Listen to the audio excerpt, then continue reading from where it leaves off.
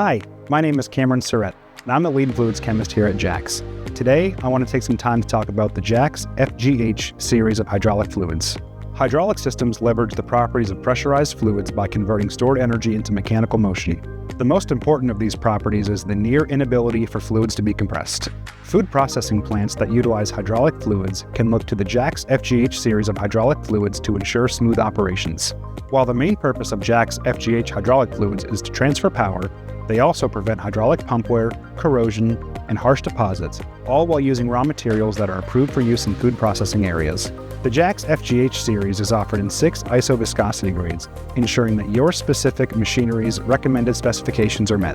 The JAX FGH series of hydraulic fluids is registered with the NSF as H1, referring to lubricants with approval for incidental food contact. For further information, please contact your local JAX sales representative.